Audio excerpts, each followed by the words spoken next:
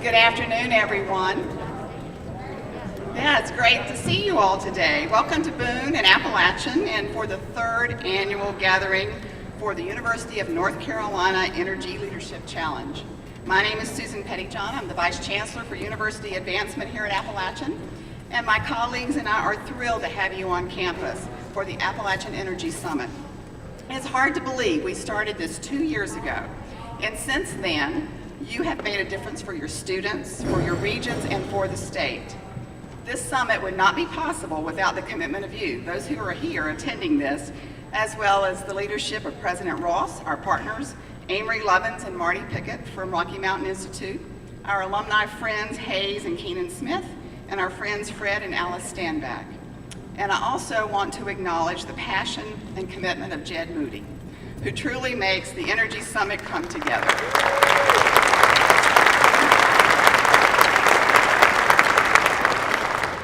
We are also especially grateful for our corporate sponsors, as without their support, we would not have the ability to provide the resources for the event at the level in which we have it. Plus, their leadership in energy initiatives and innovation allows for exciting partnerships. So please make sure these next 3 days, when you meet with one of our corporate leaders who are supporting us, that you thank them for this wonderful support. It is now my pleasure to introduce our first two speakers, Lyons Gray, who is the North Carolina Secretary of Revenue, and Charlie Perouse, the Chief Operating Officer for the UNC General Administration. While many of you may know them, I'm going to tell you a little bit more about their past and what they're doing right now. Lyons was sworn in as Secretary of Revenue in 2013 by Governor Pat McCrory, and prior to this appointment, he was Senior Advisor to the President of the system. He is a businessman from Winston-Salem, and from 2005 to 2009, Lyons served as the Chief Financial Officer of the United States Protection Agency.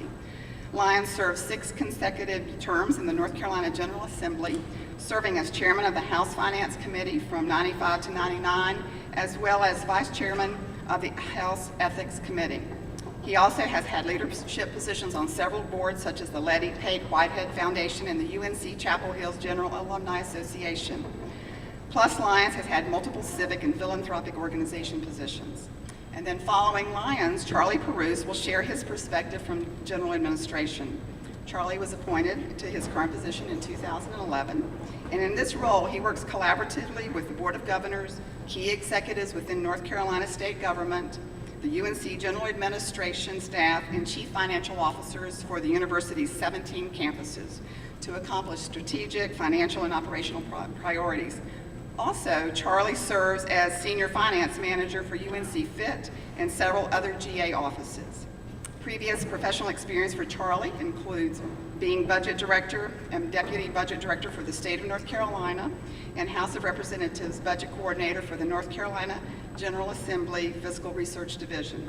So we are grateful to have both of them here, and at this time I will ask Lyons Gray to come up and give greetings from the Governor's office.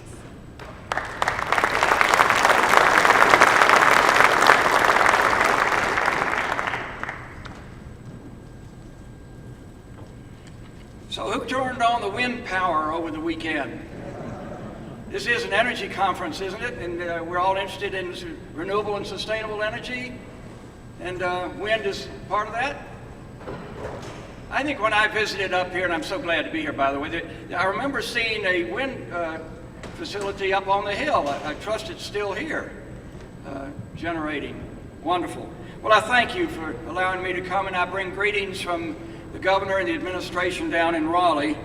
I've been there about 18 months, and what I want you to know is that each week, the 8 cabinet secretaries meet with the governor on Tuesday mornings at 8:30.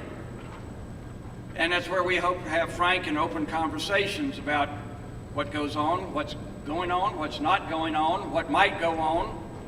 And I must tell you that I will leave this event this afternoon because it looks like the circus, as I call the legislature, is about to come to some closure about whether we'll have a state budget for the next year, which has already started, by the way, but that's all right.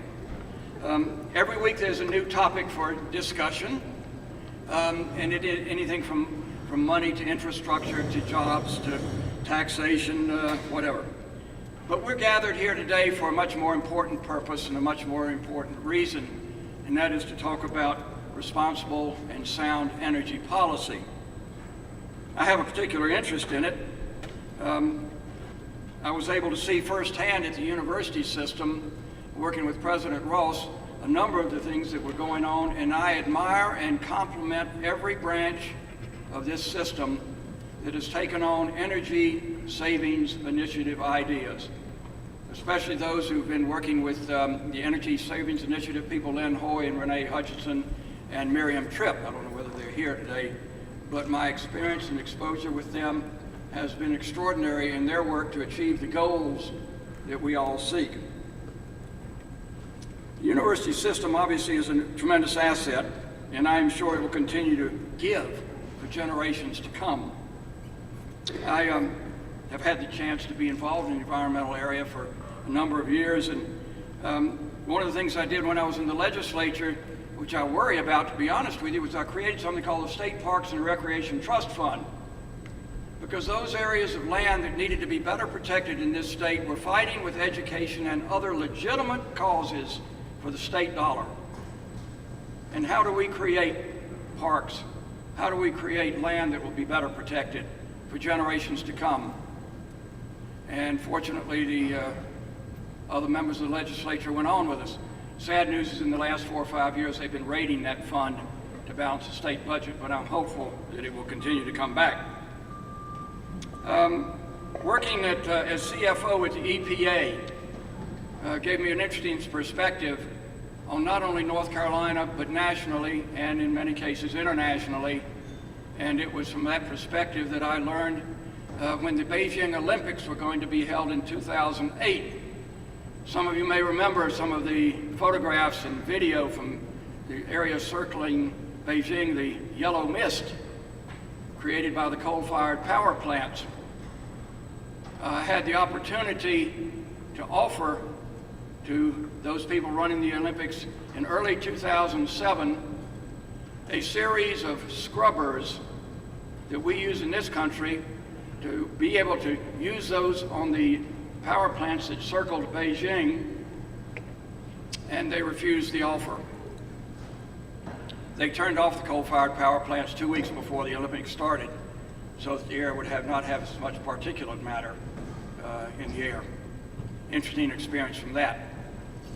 Now I serve as Secretary of Revenue, so y'all just do the right thing, send it on in so we can balance the budget. Of course, if everybody did the right thing, I wouldn't have a job, and that would be all right with me. But I thank you for your attendance. I thank you for your care, concern, honesty, and integrity on this issue, which is so important, not now, but in years to come. Good luck. Godspeed. Charlie?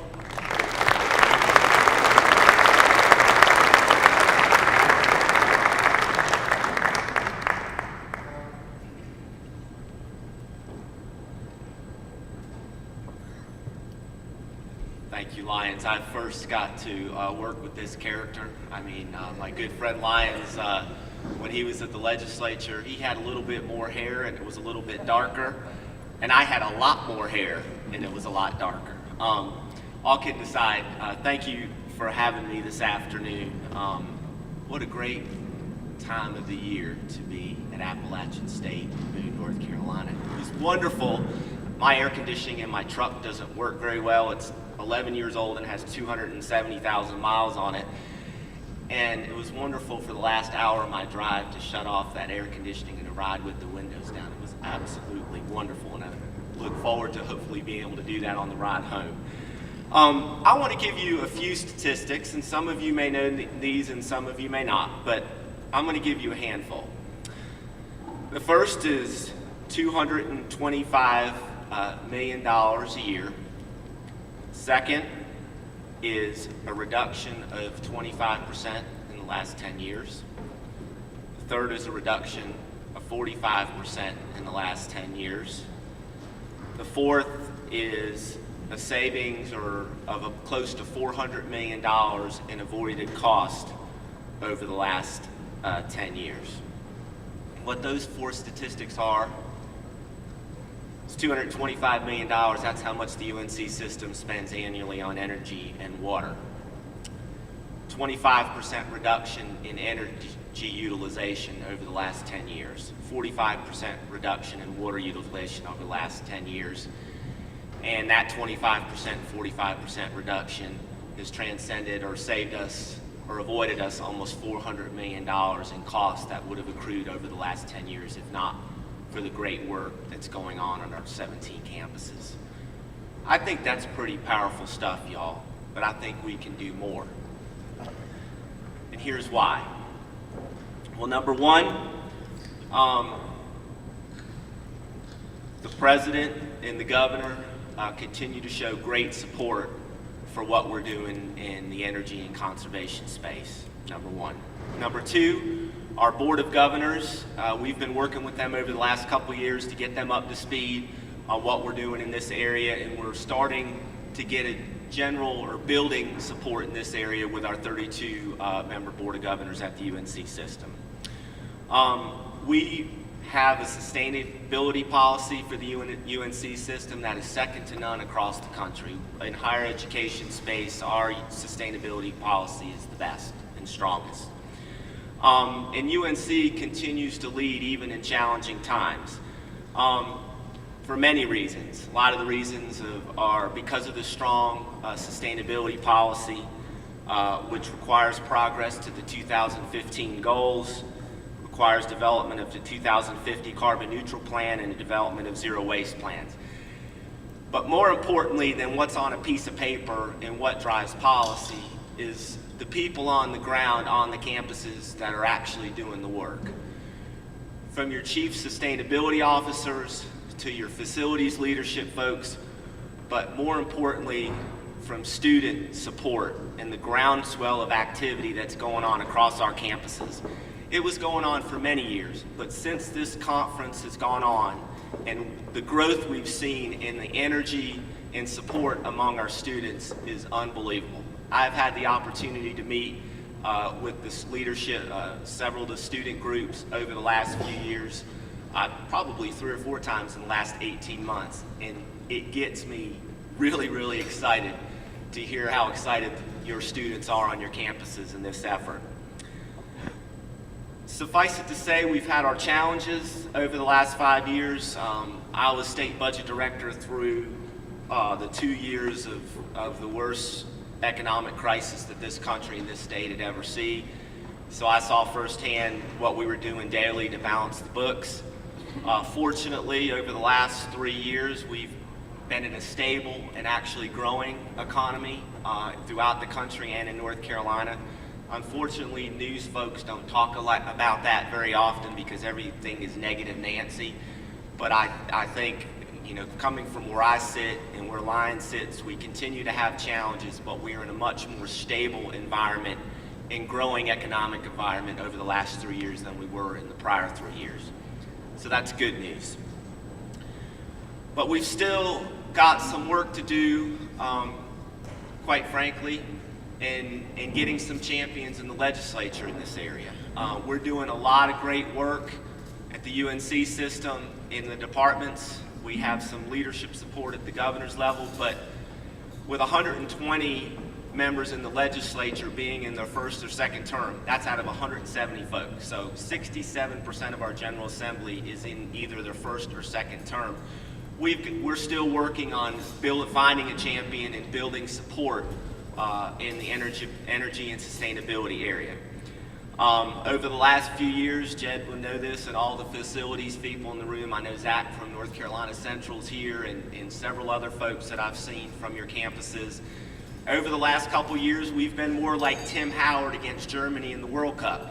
We've been trying to keep bad things from happening in this area and in the facilities area. We have been trying to keep the flexibility in the existing resources we have in facility maintenance and energy and sustainability efforts.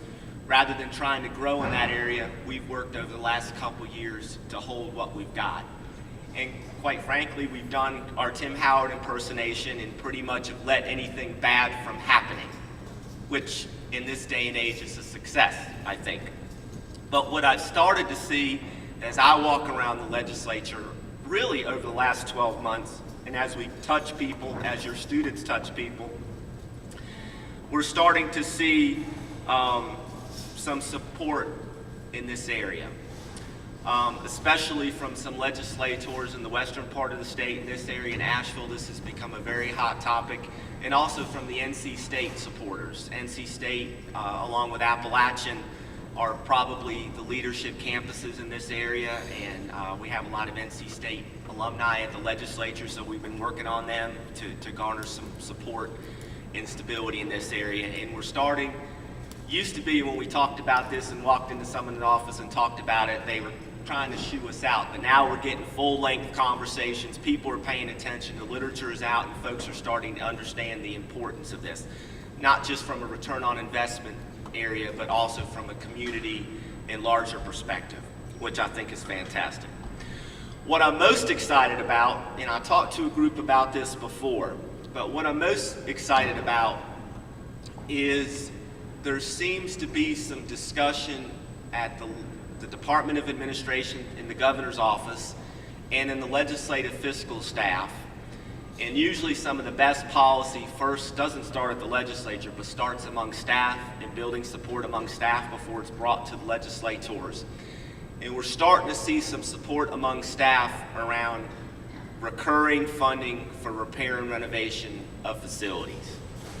Anybody who's worked in North Carolina for a long time knows that we have done a very, I was going to say a bad word, poor job of funding and keeping the maintenance up of our facilities. We've done a pretty good job at building new facilities through bond referendums and other, but we've done a bad job of having sustainable or recurring money for the maintenance of our facilities.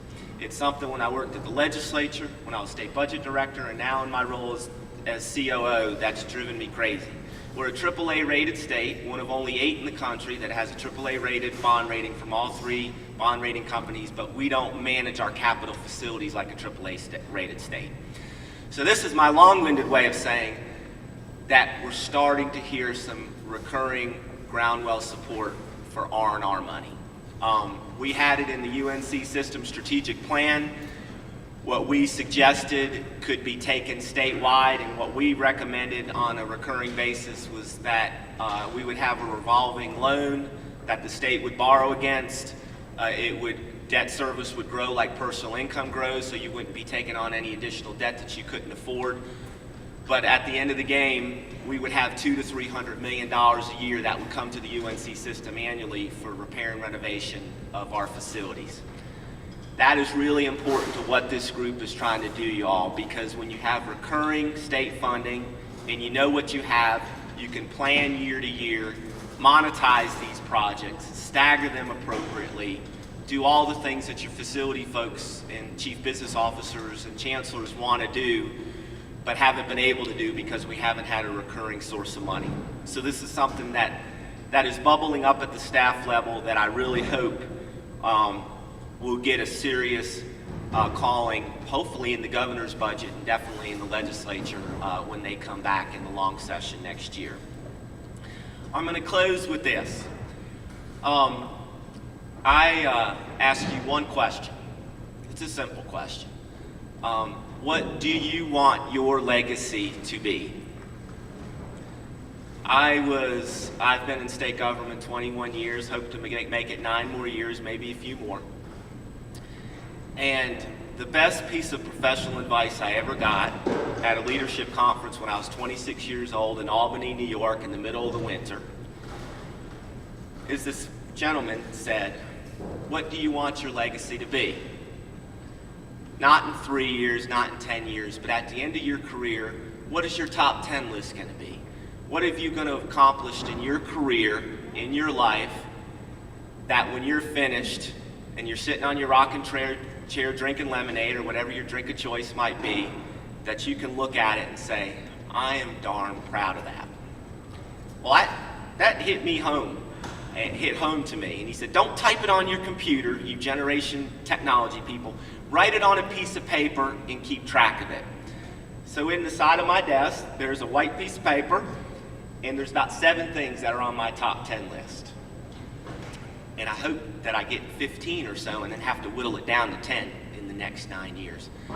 But one of those things was when I had a very small involvement, but an important role in the clean smokestacks legislation that North Carolina passed a while back that was a leader in the country and has changed the lives of Western North Carolina and for generations to come. That's number 4 on my list. What's your top 10 list going to be? I hope it's some of the work that you've already done on your campuses, but you've only begun. You're only on 1 or 2. You've got 8 more things to add to that list yet, don't we? At least, right? So I leave that.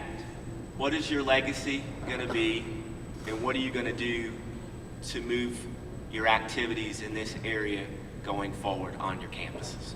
Thank you for having me.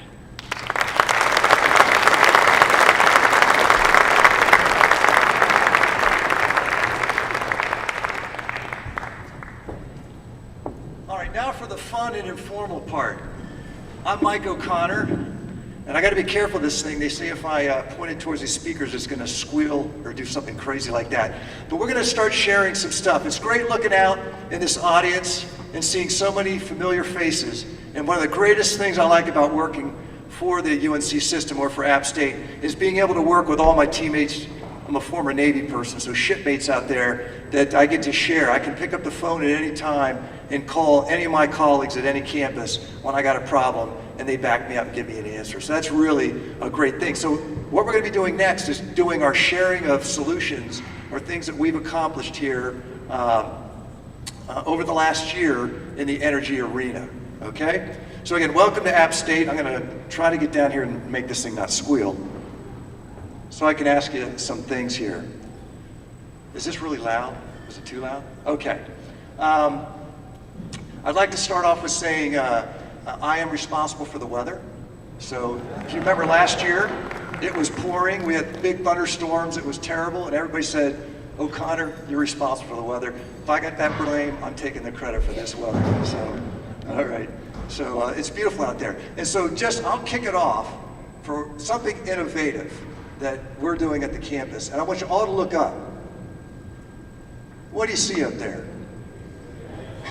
Excuse me, Allison. That's what's known as a big-ass fan. That's actually the brand name of that fan up there, big-ass fan. And what it does is it mixes the air in this huge, open, cavernous arena. Before that, we'd get real bad air stratification in here. So you'd have people sitting at the top saying it's too hot, people sitting at the bottom it's too cold, right? And so what we'd have to do is really chill the whole building down. So what that allows us to do now is to bring in, on a day like today, we open up our outside air economizers, bring in that nice cool air, and just mix it. So since installing that thing, my HVAC technicians have said it's been amazing. We haven't had to run the chiller in this building like we usually do. So that's a pretty impressive thing. And all it is a little motor up there. There's one on both sides, and all it's doing is mixing the air. Everybody's got one on their porches, especially those folks in the South, right? You got those in your houses. It's just amazing, amazing technology, big ass fans. So there you have it. All right, so to start that out, do we have anybody else in the audience that'd like to share something that they've done that's been innovative to help reduce energy or change sustainability or improve something on their campus? Anybody out there? All right, Tom Baldwin here from UNCA. I'm going to run this up to you. You're closest. Yeah, I'm Tom Baldwin from UNC Asheville, and we're at this time doing our first significant solar project. We just started construction last week on it, as a matter of fact. Our sustainability director, Sonia Marcus, working with Strata Solar, was able to obtain a generous donation from them of 112 photovoltaic panels that were worth about $27,000. We hired a hub firm, Sundance Power Systems, to do the design. That was about $10,000. Then we bid out the installation. Haynes Electric was a low bidder at $69,000. And as I say, we lifted the panels up on the roof last week. We'll be putting the racks up this week and should have the system in operation by August 14th. And there was a lot of support from finance, campus operations, sustainability office, student environmental center, student affairs. A lot of people worked really hard to pull this together. We had a struggle for years on the same residence hall to try to put a solar thermal system for heating domestic water for about 600 students, but because of the issues around third-party tax credit financing, rooftop leasing, and overall shift in the solar market from solar thermal to photovoltaic, we weren't able to make that happen. But then Sonia, just through conversations with Strata Solar, discovered that they were giving away panels. So we're very happy to have this in progress, and its peak power output will be 24 kilowatts, and it will be feeding power right back into the Overlook Hall main switchgear on the campus internal distribution system. Any questions for Tom about that? Any questions for Tom? All right, Tom. So UNC Asheville's got some stuff going with photovoltaics. Anybody else out there? All right, we'll go up over here to Wilmington, UNC Wilmington. Steve Sharp, Energy Manager for UNC Wilmington. We're trying to do a couple of innovative things, but one of the innovative things that we're doing is we're revamping our water supply to our non-potable water users, which is irrigation and cooling towers. So basically we're trying to capture runoff and reuse that, maybe looking at some wells, but trying to stay away from that as much as possible. But all this ties back into a larger, more comprehensive stormwater master plan that we're working on, where we're trying to prevent as much runoff as we can from leaving campus and getting into the nearby creeks. So City of Wilmington and a lot of other bodies are really interested in it. Since we're such a large group, or since we have so much land mass, we can really affect a change for the nearby creek.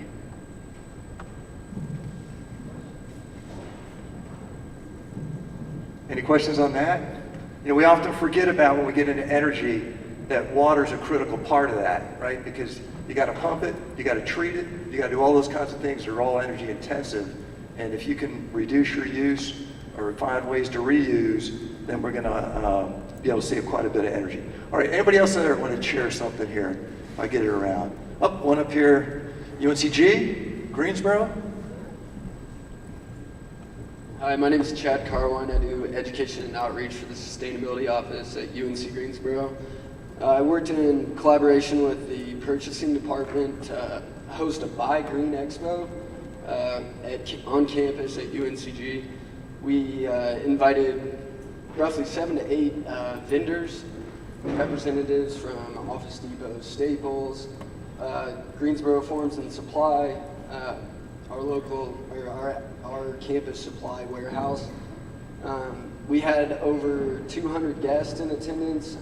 It was mainly directed at staff and faculty, but inadvertently we scheduled it during spring break, and it turned out to be a great time since most of the information wasn't really applicable to students. A lot of staff members showed up, and it's resulted in green purchasing, like green product lists, and a couple of other initiatives that we've got going on to try and reduce our impacts from a purchasing standpoint. So that was a big success.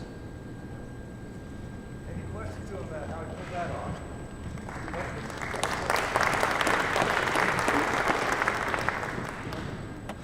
I don't think. Thank you. Anybody else have one? Okay, we have one down front here. I'll run it down. If somebody could pass the mic down, that'd be great. Randy? My name is Francis Coster, and I'm speaking to you as the trophy husband of Carol Spalding, the president of Rowan Cabarrus Community College.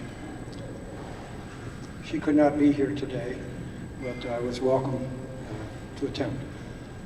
Rowan Cabarrus Community College is building a 1 megawatt solar system using private money on their campus, founded in part by a generous donation from a private donor that will be used to leverage outside capital, no state or county money.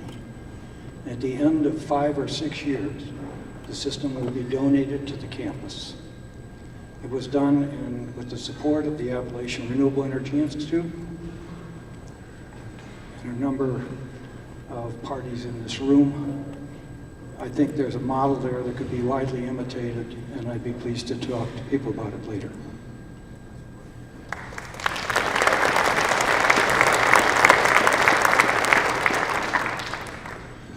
That's truly transformational. We've been trying to do that here on our campus for a while. We haven't cracked the nut yet, but we hopefully will get a 350 kW one soon.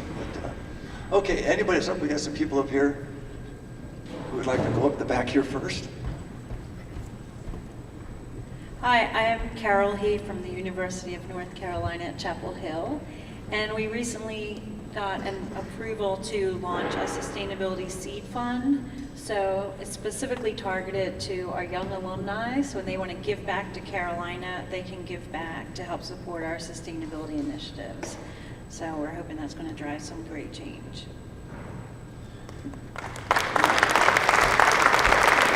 Questions on that? I mean, this can be more than just one person bragging, and if you got a question how they pulled it off, you can ask that question, all right? Okay, somebody right here. Hi, I'm Jay Blauser with UNC Pembroke. On a little smaller scale, we're actually doing a couple things. We're working on putting in some electric vehicle charging stations, and we signed the Department of Energy's Workplace Charging Challenge actually last month. And in conjunction with that project, we're going to start off with 2 stations to start with, and to offset some of the power that those are going to be using, we're going to do a 2 kW solar PV system in conjunction with that project and tie it into the classroom. So we're going to try to get several miles out of that project. All right, any of you, EVs, electric vehicles, I made a bold pronouncement a couple years ago that if you don't have an electric charging station on your campus, you're too late. Maybe I was a little bit too bold. We've got one on our campus and it's being used, but I think over time, I'm assuming over the next few years, we're going to start seeing some new students showing up with the EVs. We had one this year that showed up and asked, where am I going to plug in? Fortunately, we had the one charge I could plug into, but that's the first. And if Elon Musk with Tesla has his way, I have a feeling we're going to see a heck of a lot more of those coming up. So we all that needs to be on your radar screen. You know, where you're going to put them, how you're going to power them, innovative ways, solar powered, however you're going to do that. So, all right, anybody else? Got one up in the back row here? Hey, Cameron Smith from NC State. Just piggybacking on what Steve said, reuse water. City of Raleigh currently has reuse water offered, and so hats off to our facilities operations folks, Jack Colby, Jeff Hightower, Alan Dakey, for negotiating a deal with the City of Raleigh to bring reuse water onto campus. Currently, we're servicing the Lonnie Pool Golf Course with that, and we also have about $1.5 million project under design to bring that piping onto campus further, to serve the Centennial Campus Utility Plant for makeup water on the cooling towers, and ultimately to Hunt Library for sanitary toilet flushing. So reuse water, if your municipalities or towns have it or thinking about it, try to get it on campus at a lower cost and save potable water usage.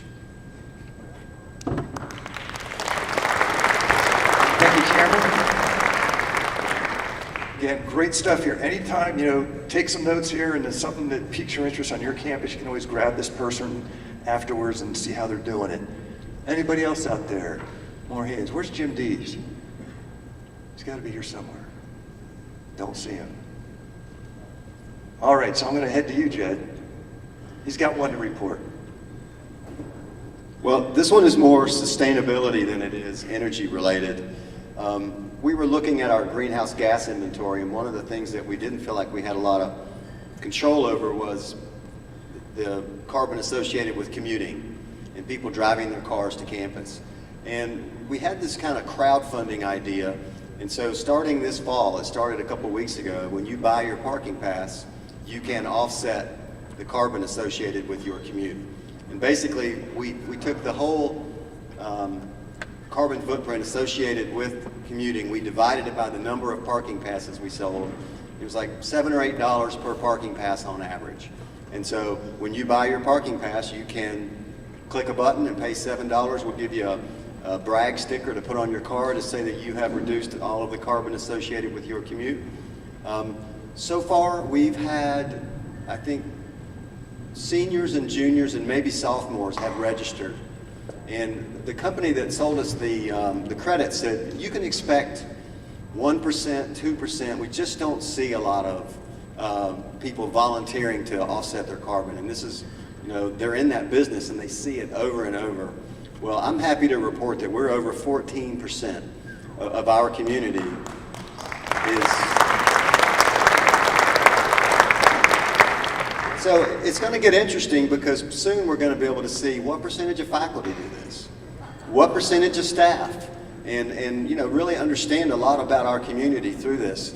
And I think the other thing that's kind of hidden in this example is, you know, crowdfunding as a means to support sustainability. We see from our students, we see from our community, we see from employers, we see a tremendous interest in that, the fact that, you know, 15% of our population is going to help us reduce, you know, 15% of our footprint associated with commuting is huge. And so we see it as a social experiment. And we're really interested to see where this might go. So we're experimenting with crowdfunding. And if you want to know more about how we did it, give us a call. Thanks. Thanks, Jed.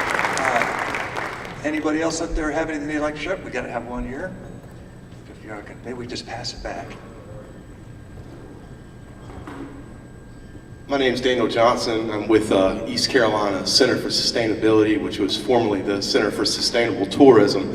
And recently we have an initiative along with Colorado State University that has all of our clubs, team sports, pledging to travel green through a green travel care code that we sponsor through the Center for Sustainability. So if y'all are interested in that, take a look at it online. And you know, it's basically encouraging all of our club sports to do carbon offsets and purchase local, and also go with hotels and other facilities that are you know, using green practices and sponsoring local.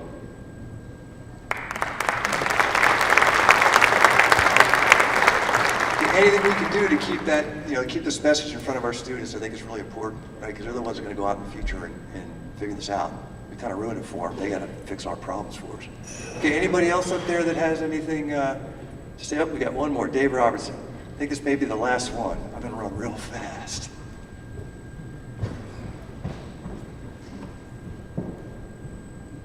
I just wanted to see Mike run back up those steps one more time. I'm Dave Robertson, soon to be retired director of the Plymouth Student Union, and we're really happy to be hosting, one of the hosts of your event again for the third year. I thought, since you're going to spend so much time in our facility, that you might want to know a couple of quick things in the arena of successful sustainability measures. One is, in our meeting rooms, we have 22 meeting rooms in the Plymouth Student Union, and we average about 14,000 reserved meetings and events a year in this facility.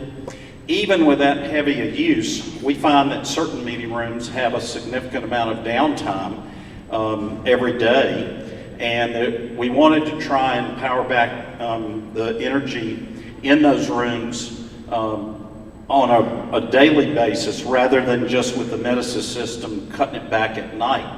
And so we purchased a software program that has application for any reservable facility, including classroom buildings, where we're able to power back meeting rooms when they're not in use, and power them back up with a preset of a half hour before the next event. Patrick Richardson, our energy analyst on this campus, determined that in the first 2 months of use, we had paid for the software package and its installation, and it's been paying benefits ever since. That is actually a package called Events to HVAC, produced by Streamside Solutions in a suburb of Denver, Colorado. And I see Greg Reese back here, one of our campus HVAC experts, and he has actually had regular communications, I think, with the folks that created that software, who've given us specific advice about ways to make it even more efficient. So I highly recommend you take a look at that. Second thing I would tell you is, over the last 4 years in the Plymouth Student Union, due to the help of a lot of people on this campus, we have reduced our energy consumption and saved $55,000 in our electric cost, even with the kilowatt hour cost rising during that 4-year period. And we did that in addition, we added 52,000 square feet of new space that you'll be meeting in while you're here. So it's a testament to the fact that your efforts are worthwhile and pay real dividends. And we're a totally receipt-supported facility. We don't get any money from the state of North Carolina. So all of that $55,000 in savings helps us reduce future student fee increases, which has been a real goal of our staff all along. Thanks.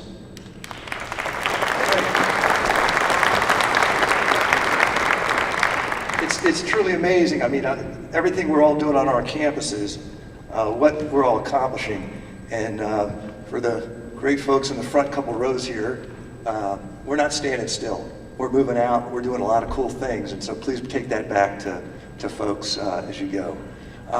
What, do we have one more question or one more? Do we have time? Okay, we're going to do one more, I guess. All right. Thank you. I'm Amanda Simmons from UNC Chapel Hill, and I just wanted to let you know that last August we opened up our Go Pass program, which is where you can ride the regional transit system for free. We opened that up to our temporary employees, which before it was only open to permanent employees. That coincided with also we started charging for our local park and rides, which are within like 5 miles from campus. And because of those two initiatives, our regional transportation ridership rose by 55% in the first month. So the people who were actually driving all the way in to be right 5 miles from campus went all the way out to Raleigh and Durham and started taking the regional transit system into Chapel Hill. So it was awesome. Okay. Thank you. Very cool. That is very cool. All right, I think that's about all we have time for at this point. Pardon? I got a ton of them. I gave you the big ass fan. We've part of our current energy savings performance contract. We're in the process of changing 100% of our exterior lights on campus to LED, and not just LED, but full cutoff LED. We have a dark sky compliance kind of thing up here. You know, when we were all kids, we used to be able to look up and see the stars, and now you go outside and you can't see anything. So we're trying to bring that back a little bit by putting in dark sky compliant outside lighting. And it's got a benefit. It not only does it save energy, but as you all know, in the maintenance arena, you never have to maintain it. We did our 2 parking decks 4 years ago with LED lighting. Before, we were having probably 1 electrician or 2 electricians going over there 3 days a week to fix lights that were out. They haven't been stepped foot in that building in 4 years. So it's pretty impressive technology, and it gets cheaper and cheaper every day. I mean, it's just a no-brainer. So, and I have Miriam Tripp's out there somewhere, and she's doing a lot of work, obviously, with the statewide lighting ESPC contract. So we're going to see a lot more of that, I think, as time goes on. All right, well, without any further ado, it's my honor to introduce who I think is somebody who doesn't need any introduction, but is a true rock star in my book, and it's been a great pleasure getting to work with this gentleman every day on campus. You know, a lot of campuses hired their sustainability director and put him under the facilities director, and I kind of lobbied hard to not make that happen, to make him at my level, so that I have an honest critic, somebody who can come in and say, yeah, I know it may not save the perfect amount of money, but it's the right way to go. So having somebody to be able to keep me honest, or we keep each other honest, I think, has been a wonderful thing, and I think that's why we've been able to accomplish what we've been able to accomplish on campus, having that level of support. So without any further ado, Mr. Jed Moody.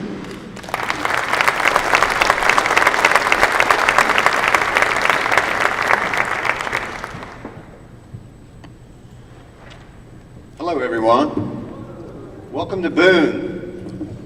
It's really fun to see everyone again. It's like old friends, and to see everybody, glad to see each other. Who's been here all 3 years? Fantastic. Fantastic. Well, if I would have known I would be the only person with the PowerPoint presentation, I may not have put one together. So I'm going to have to crane my neck back and forth to see exactly what's happening behind me. First thing I want to let you know, for those of you that are into social media, you know, you can tweet about the conference. You can follow us. So let's let the state truly know what we're up to. And so those of you with mobile phones and able thumbs, follow us, retweet us, and we will meet you there. So want to make sure everybody's aware of the hashtags and the sites. The main thing that we want to encourage you guys to do is to have fun. We have 340 people registered this year, and that's up about 10% from last year. We have, I think, Linda, how many students do we have registered this year? Over 60 students this year. And the energy that you guys bring to our event is amazing. The ingenuity that you bring to us each and every day is very inspiring. So I want to thank each and every one of you for taking the time to be here. You guys are busy, and maybe it isn't hard to get you to come to a free conference in Boone in the middle of summer, but you guys are working year-round, and our thanks to you for being here, and we want to make sure that you truly enjoy yourselves. I have some more thank yous that I want to make, and if you'll allow me kind of some personal privilege here, that there's a handful of people that really need to be recognized. First, Keenan and Hayes Smith. I don't know if you guys have met these guys, but they have been an inspiration to us from the very beginning. And I don't know if you've met these guys, but they're both about 6'5", and they seem to know everybody in the state. And every time we need something, they have this knack for knowing someone that can solve our problem du jour. And there's this true story. There was a picture taken of the two of them and me, and they're like, "Oh, look, they even know Benjamin Buttons." So, Karen Shrevs works in our office. She's probably emailed each of you 3 times, and Karen has worked incredibly hard. Thank you very much.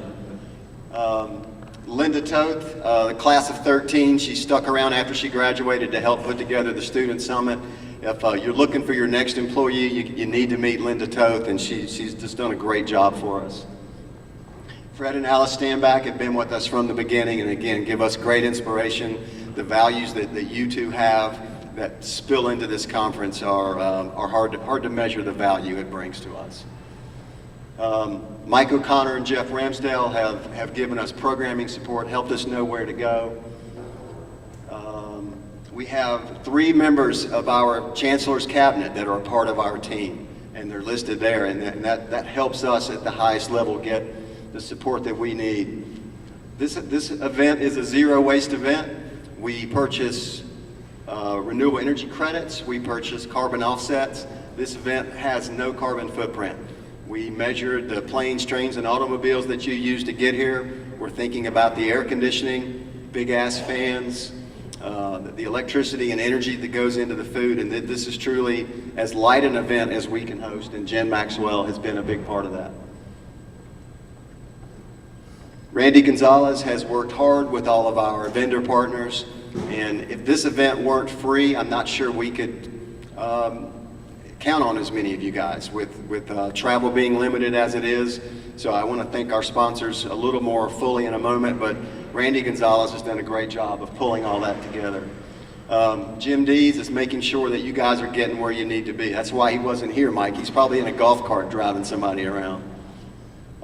Michelle Novacek, the working groups, we'll talk about those in a minute, but Michelle Novacek will be the concierge, if you will, but making sure all these working groups have what they need. Lee Ball. Lee's one of these guys that every year he just says, "Jed, plug me in where you need me." And it's that kind of friendship and that kind of support that you can't, again, you can't put a value on it. Thank you, Lee. I appreciate you. Have you been to our website? Who's been to the Energy Summit website? You got to go there because the agenda's there, all the information about the working groups, information about the sponsors. You'll see data from each and every campus. You'll see success stories from all of our working groups, success stories from all of our campuses. You'll see advertorials from our business partners that are showing the technologies and how they're helping all of our campuses. And that doesn't happen by accident. And Donna Presnell leads our communications effort, and Nicole Lowe is a student that is the fastest web developer we've ever seen, and hats off to those guys. Amy Sanders, she runs our Camps and Conferences Institute, and the details are so numerous for an event like this, and she handles them with grace. Thank you, Amy. Beth Alexander coordinates things from our chancellor level.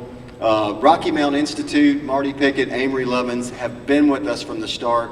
I called up Marty the other day. I said, Marty, can you facilitate our leadership lunch? And she was like, yeah, I'm on it. And just that kind of drop of the hat support.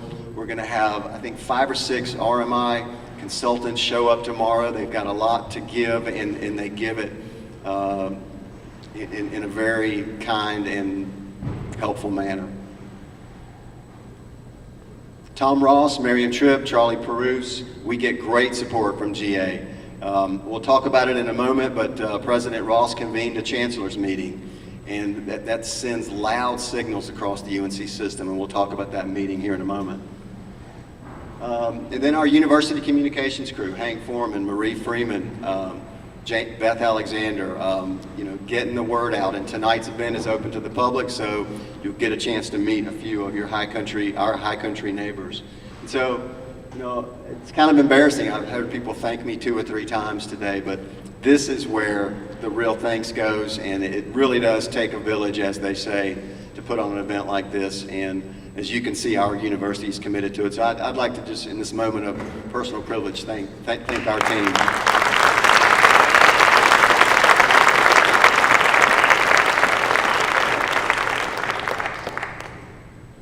The next folks to thank are our sponsors. And these are people who believe in higher education.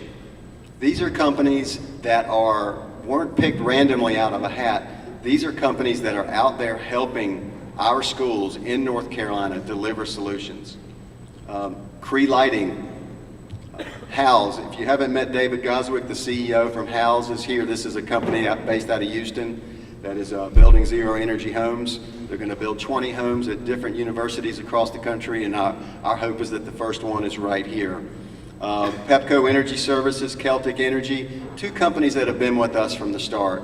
And Joe Christie has been a great supporter. Chris Halpin has been a great supporter, and from the very start. And guys, we appreciate what you do, and your support means a lot to us. Johnson Controls, you've all heard of. Aircuity is a company that's helping us in our laboratory buildings do air handling and is saving us a tremendous amount of money. We have about 100 buildings, Mike, on campus? We have one building that was using 15% of our energy on campus. 20% of our energy and working with Celtic Energy and Aircuity, the results have been dramatic. So when you see somebody with an Aircuity badge or Chris Halpin, ask them about it. GE Granger, GE has been with us from the start. We've got some new companies this year sponsoring our Student Summit, the North Carolina Sustainable Energy Association, Zimride. I don't know how many of you took advantage of it, but we had our carpooling website up, and you could have connected, made new friends, and it's something we use on our campus. And we'll continue to push this, and maybe next year you'll make a new friend on the right here.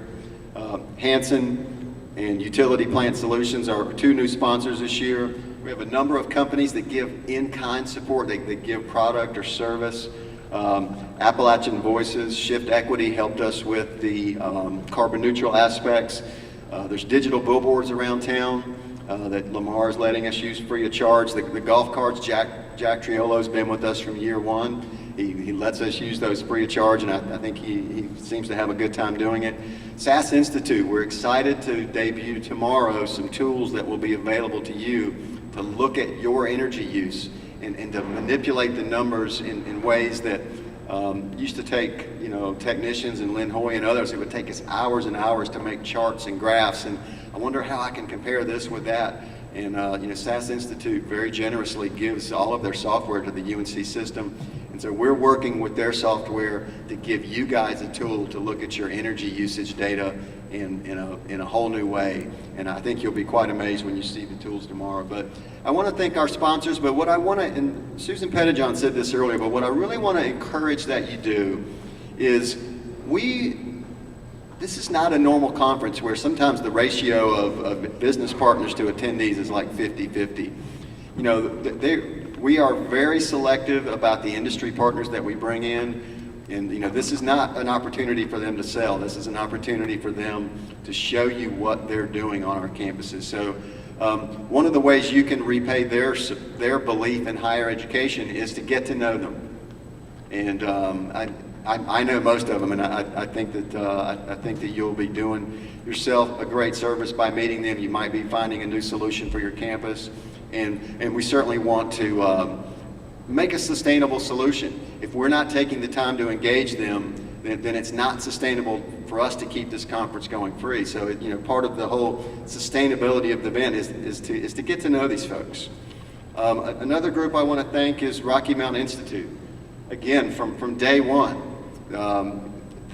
one of the most exciting things in my professional career was flying out to Aspen, Colorado to meet Amory Levins to talk about how could we look at saving the state of North Carolina $1 billion.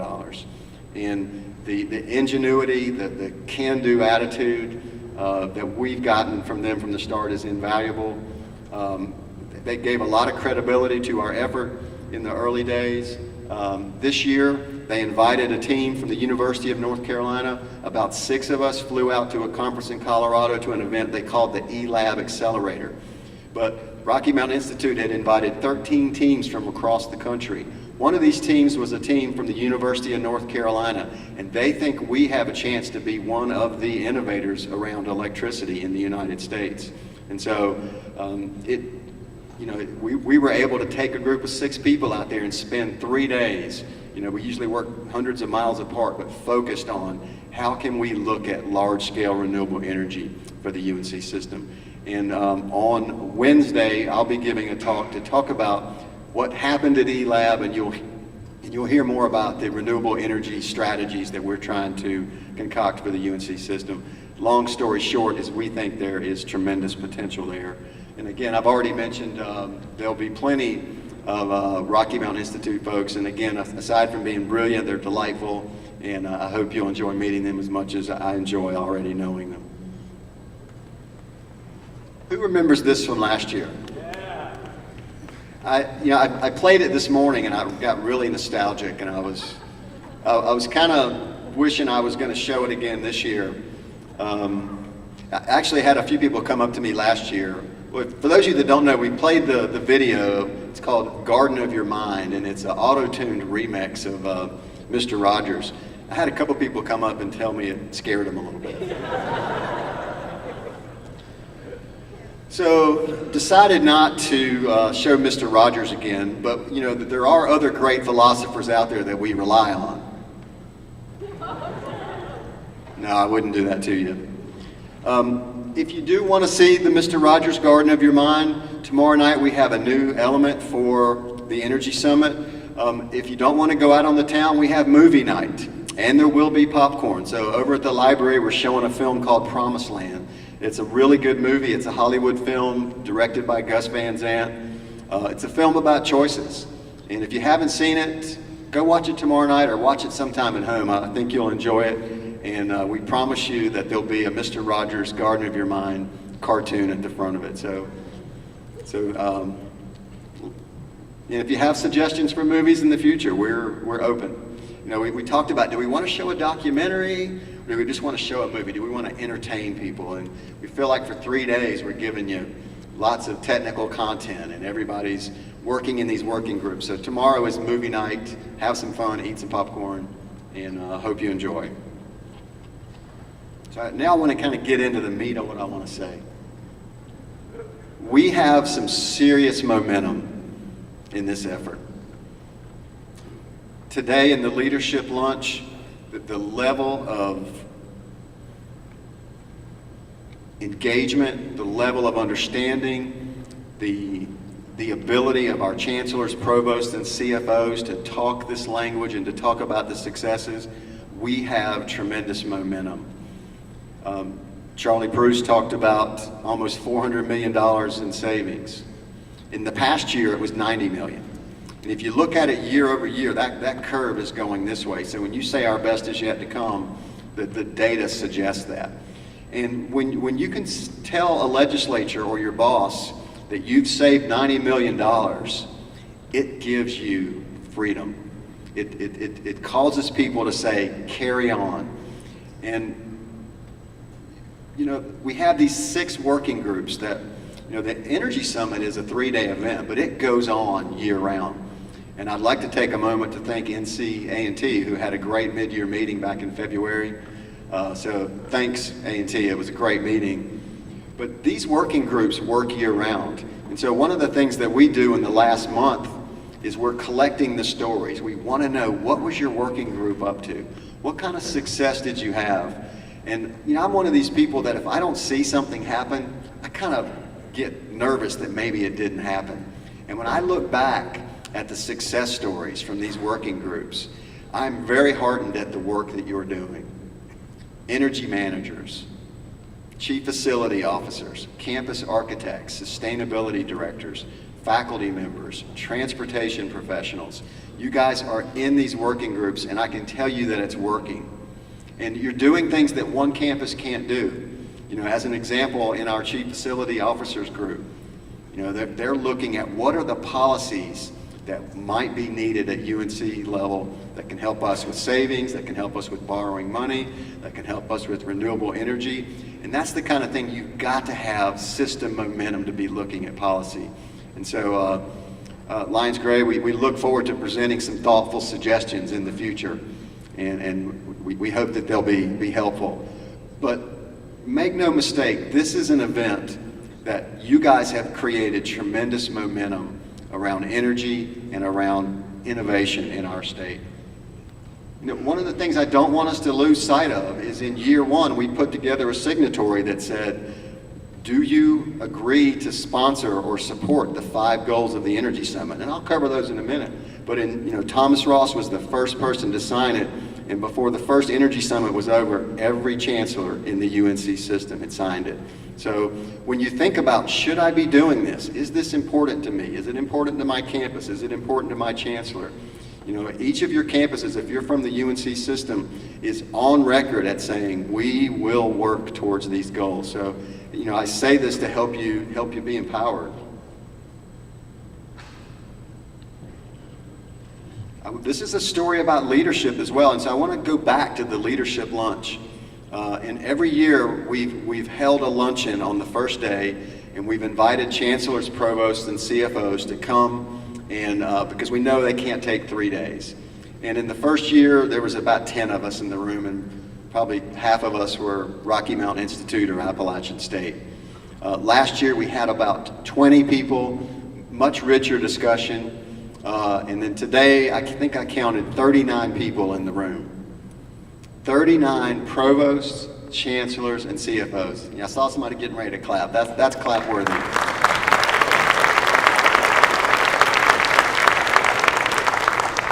It's leadership like that again, I want you to feel empowered. Your leadership at your campus has taken the time to be here. President Ross has convened a chancellor's meeting, I think for the, I don't want to say the sole purpose, but a key purpose was to get people on site to make it easy for them to be here. And that kind of leadership, we need to reward that leadership with our hard work, with more results.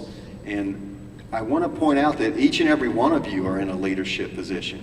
You know, there's maybe 10 or 15 people at most from any one campus, and so each of you plays a very important leadership role. And kind of what I want to do in the rest of my talk is I want to inspire you. I want you to know how much of a leader you are, and I want you to get the sense of the important work that you're doing. There is no other state system that has come together like we have. The closest thing I know of is the University of California system is doing some things centralized, but they're a much more centralized agency to begin with. You know, it's often said that the UNC campuses operate as a loose confederacy. But us working together in this way is not happening anywhere else in the country. We send this into ASHE every year, and every year they want to hear more. This year I'll be giving my third presentation at ASHE about the Energy Summit. The first year we put it in, they said, don't come talk for 20 minutes, come talk for an hour. And they keep inviting us back. And so the work that we're doing is important. I mean, there are real problems that we are addressing here. You know, the Energy Summit, you know, we started off saying we wanted to save $1 billion.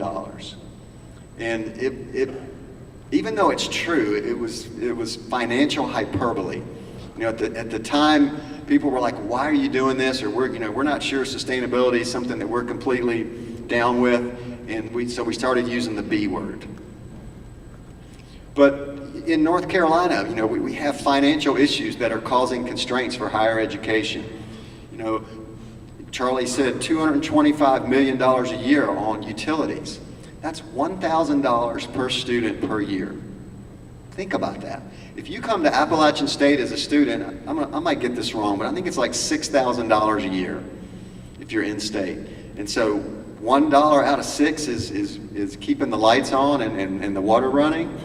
You know, we can do better. And when we're saving the kind of money that we're saving, you know, 25%, that's money that goes back into buildings. That's money that goes back into trips. That's money that goes back into faculty salary and staff salary. So if there's any question in your mind that you're not making a difference or making a difference in higher education, I promise you are. And I say this a lot of times, but every single one of us that works on a campus, we're an educator. You know, I've told the women in our food services that do such a great job of feeding us every day, I've asked them, I said, you know you're an educator, right? You know that you're educating us on nutrition. You're educating us on healthy food. So I just want you to embrace that role of education. And when you get outside of energy, there's all these sustainability issues that we can impact in our society. You know, I'll just give you one statistic that I heard. I'm in leadership in North Carolina this year, and I was shocked to learn that Winston-Salem, High Point, and Greensboro has the highest percentage in the entire nation of children 5 years old and younger that face food insecurity. This is our state, and I know those to be fine cities. And so it's this unspoken problem or this thing that we don't see. So when we think about the sustainability efforts, you know, because we're in higher education, we are enabling the next generation that will build the North Carolina that we all know it is and know it will continue to be. So we have a tremendous, you can call it responsibility or an opportunity, but the work that we are doing is very important, and my hat is off to you. A lot of people that work in higher education could make more money doing something else. You choose to be an educator. You choose to educate our future, and my hat is off to you. I want to talk quickly about the goals of the Energy Summit. You know, the first one is we want to educate the next generation. I've already talked about it, 221,000 students.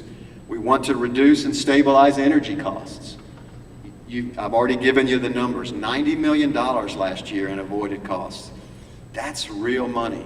That's money that you can say, boss, I want to buy a big ass fan because I saved $90 million. They're like, go for it. You know, some of the other goals you may not be as familiar with, but we want to stimulate North Carolina's clean energy economy. If we're going to save $1 billion, and I genuinely believe we will, we're going to spend a lot of money in the process. We're going to invest in technology. We're going to invest in consulting and services. We're going to buy product. And so, you know, as an example, in North Carolina, Charlotte is calling itself the energy capital. Research Triangle Park is doing the same. I think they have the second largest cluster of smart grid companies in the world in the RTP. We have the largest electric utility company in the nation is in our state. I think I read that we're number 4 in solar implementation. And so, you know, through our efforts, we will stimulate the North Carolina economy. And part of the mission of the University of North Carolina is for the common good and to stimulate the economy. And, you know, we hear a lot about jobs, jobs, jobs. Well, Linda Toth is going to talk to you in a minute about the Student Summit, and we've got the jobs, jobs, jobs thing. You know, we're trying to cover it. We'll talk more about that in a minute. We want to demonstrate leadership. We go to ASHE to talk about this because we don't want to keep this bottled up in North Carolina. I want to see it in Georgia. I want to see it in Florida. I want to see it in Missouri. And so we just want to be leaders. And right now, University of North Carolina is seen as an outright leader in this. I'd be disingenuous if I didn't say that we see it as a leadership opportunity at Appalachian State. We see it as highly strategic to our campus. And so the leadership that we put into it, as our provost, Lori Gonzalez, often says, we do it because it's the right thing to do. But we also understand the leadership position we're taking and the strategic value that it brings to our campus. The last one is we want to provide us a shift in culture to a more sustainable culture. I've got just a couple numbers I'll share with you. And I can't believe I didn't look this up until like 2 weeks ago. We always talk about how many dollars we've saved. I asked Jim Dees the other day, I said, Jim, how much carbon have we avoided as a university system? And 1.3 metric tons of carbon dioxide in the last 10 years. Last year alone, 347,000 metric tons of carbon dioxide. Put another way, in the last 10 years, we have not burned 1.4 billion pounds of coal. And last year, it was like taking cars off the road that drove 827,000 miles. So, 827 billion miles. Big numbers. The cool thing about these goals to me is I think they also represent our values. I mean, there's nothing in those, how can you not be for education or being, cost conscious or trying to stimulate the economy or trying to create a better tomorrow? And so one of the great things about the work that we're doing is we get to align our work with our values. Not everybody gets to do that, and I'm so pleased that when I go to work, I can say, I'm making a difference. You guys are making a difference. And so you don't need me to tell you that, but I think it's part of why you're here is because this job, this important work that we're doing is allowing you to be in touch with your values. And again, I just wanted to reiterate, think about your values and think about these goals. There's nothing that's, I think everybody's got at least one of these goals attached to their value system. So it's just a really interesting opportunity to combine your vocation with purpose. I want to speak a bit about the theme for this year's meeting, disruption and innovation. This concoction you see on the screen, at eLab we were asked to draw or construct a picture of the renewable energy ecosystem in North Carolina. And I'm not going to go through it, but it was a great exercise and we learned a lot about doing it. But what we often hear about disruption and innovation, we hear that innovative technology is leading to disruption. The most famous example would be Apple and iTunes and what it did to the record industry. The images you see here are in Maiden, North Carolina. I think it's like does anybody know the size of the Apple solar farm? It's like 20 megabyte farm or 20 megawatt farm. What you see in the foreground are fuel cells, Bloom Energy fuel cells. And with the amount of electricity that Apple is using, this innovation that they're pursuing is leading to disruption in the energy market. They are a huge customer that is taking their business off of the grid. University of North Carolina, I believe that if we're not the largest customer of the utility system, and in our state it means Duke Energy, if we're not the largest, we're very, very close. And so what we do has the potential to create disruption. Another way you often hear about it is that disruption will lead to innovation. And we've got plenty of disruption right now. Higher education in North Carolina, we've been battling. We wish we had more money for years. Charlie was talking about R&R, and so money has been tight. The picture that you see On the far right, this is North Carolina, folks. This is the Dan River. This is our state. This is our water. And what you're looking at is coal ash, and that is leading to innovation in our state. It may not happen overnight, but I'm a firm believer that that's going to be a big innovator. The other thing that you're seeing here is a picture of students who want better. You know, in this particular picture, they're happen to be talking about divestment, but in general, the push that we are getting from our students. I was talking to a group of students earlier today, and I was talking about the gentle push that we get from them, and they kind of laughed at me and they go, it's not so gentle sometimes. But the reality is we exist for our students. We exist for the future. And so our students demanding better of us is a disruptive force. So as we started thinking about disruption and innovation, we hear a lot about it. And I don't think that necessarily innovation leads to disruption, and I don't necessarily think that disruption leads to innovation. It's this notion that they're very cyclical. And right now we are in disruptive times. There is a lot that is disruptive that's going on in energy and in higher education and in North Carolina politics. And there's just a lot of disruptive forces that touch energy.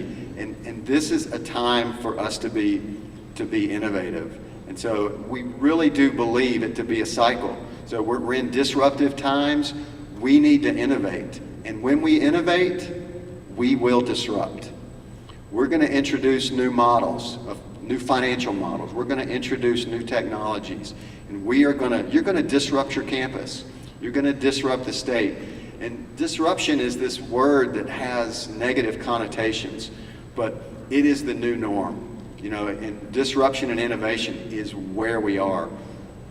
So, you know, I have, kind of a couple playful slides, but I just want to kind of just give you like 6 or 8 sound bites that I think really represent where we are with innovation. So now a word from our sponsor.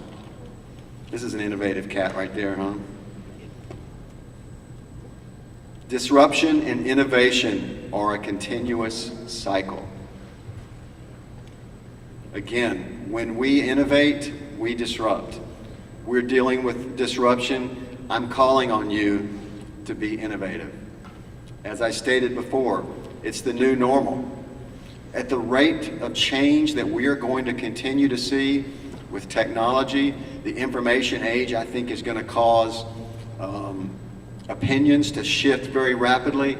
I don't look for us to be exiting a disruptive pattern anytime soon, and it's because of technology, both from a communication standpoint and from energy. It's just advancing very, very quickly.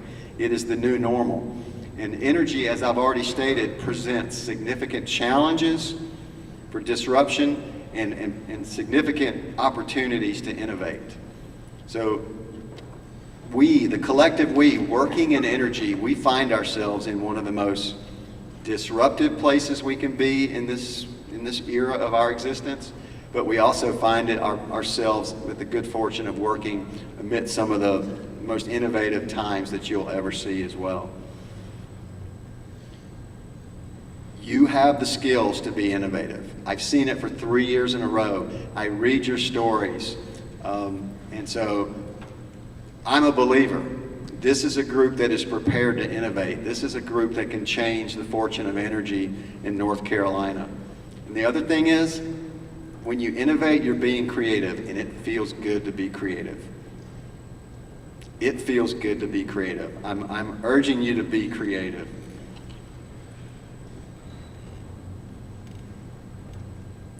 You have a charge to be innovative. Chancellors, President Ross, all of our chancellors, CFOs, provosts, the chief operating officer of the system, they are here saying, go forward.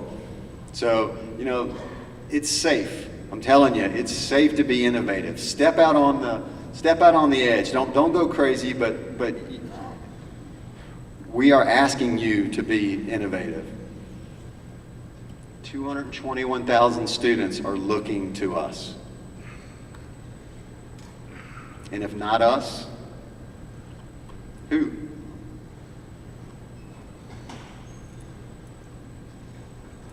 If not us, who will innovate? around energy in higher education.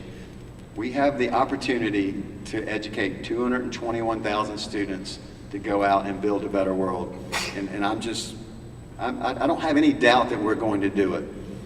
And so I want to close with the picture that I put up at the last slide all 3 years. I just love this picture.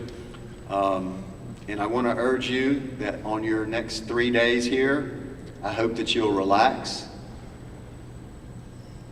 breathe the mountain air. I hope that you'll have fun. I hope that you'll make new friends. And I ask you to be generous with your gifts. It's easy to sit in the back row and not share what you know. Make new friends. Tell people what you're up to. Ask questions. Get to know people. Be generous with your significant gifts. And remind you again, as Mr. Rogers said, you can indeed grow ideas in the garden of your mind. So thank you very much for being here. I look forward to being with you.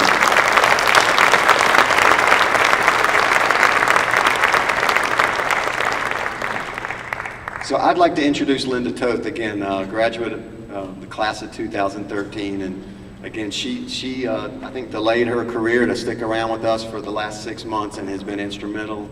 And she's here to tell you about how we're engaging students this year. Linda?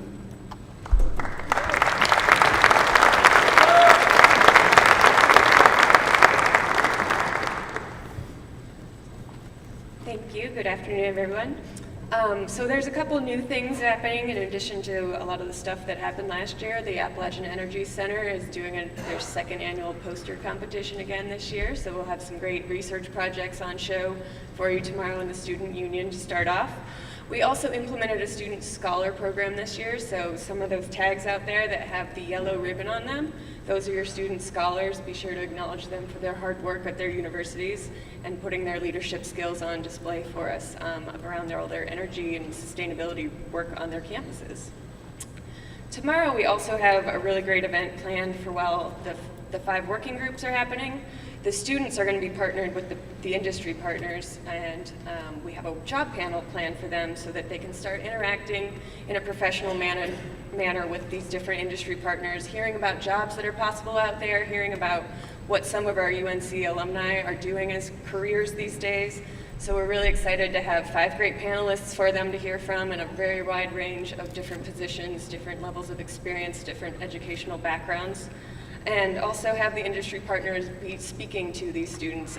A lot of students feel that some of the industry partners that are at conferences are at very high levels and feel very unapproachable, so we have a nice networking reception plan for them to engage with them. We also have 5 student panelists you'll be hearing from on Wednesday morning, so they have some great stories about their leadership from their different university involvement across the system as well. The third thing that's really exciting is our new partnership with NCSEA, the North Carolina Sustainable Energy Association, and they are helping us promote this new resume database that we have developed in addition to the Student Scholar program. So all these students that are engaged with your campuses and working hard with different departments and offices, we've asked them to send us their resumes so that we can publish them and help them start thinking about internships and jobs out there.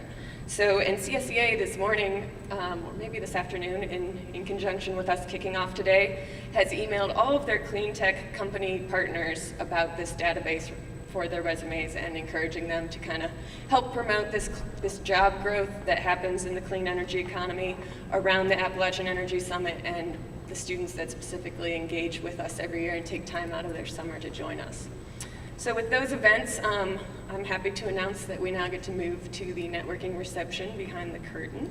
So we'll get a little time to relax before our keynote this evening. Thank you.